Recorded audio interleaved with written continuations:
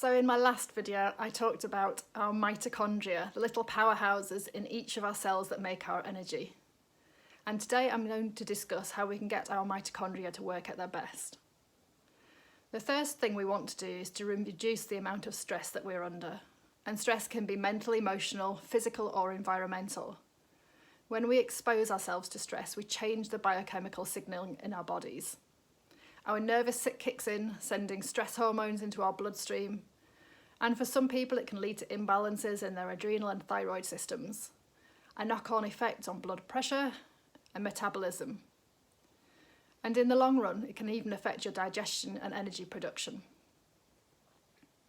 Our mitochondria are very sensitive to stress. And if they get too much, they will simply slow down energy production to help you rest and recover. When you think about it, this is just the same as when you get an infection and the body wants you to lie down and sleep to recover. So following on from stress, the second thing is to make sure you're getting enough sleep. Sleep is so important for health. It should be seen as our #1 health priority. Most people need around 8 hours sleep to function optimally, and ideally it needs to be restful, unbroken sleep. So my advice, if you can't get 8 hours of unbroken sleep, is to take a nap in the early afternoon for around 20 minutes. Next, you need to think about what you eat. Feeding yourself nourishing food to support your mitochondria is really important. First, we need the basic macronutrients for energy, which are mainly carbohydrates and fats. You want to be eating complex carbohydrates and fats that are found in whole foods and not processed foods. So including things like sweet potatoes, brown rice, apples, berries, quinoa, broccoli and lots of other fruits and vegetables to get your healthy carbs. Ideal fats include things like avocados, coconut oil, nuts and seeds, oily fish like salmon and mackerel, eggs, cheese and olive oil. And there are some key micronutrients that mitochondria also need to work optimally. And these include B vitamins, vitamin C, minerals such as iron and sulfur, magnesium, copper and zinc and manganese, as well as CoQ10 and alpha lipoic acid. Most of these you can get from food sources, but a nutritional therapist like myself can help you with this and consider appropriate supplements if needed in the short term.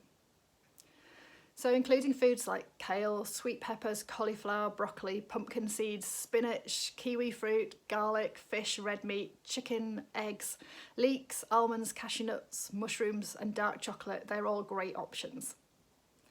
Now that I've given you some strategies to help support your energy production, I just want to say keep going.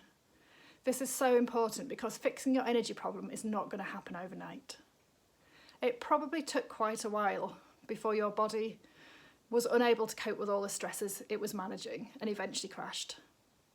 And the last stressor, such as an infection or an emotional trauma, was probably only the tipping point. And perhaps you didn't feel 100% before it. Before you crashed, were you really sleeping well, eating well and managing your stress levels as well as you could? If the answer is no to any of these, then your energy problems probably started sooner than you think.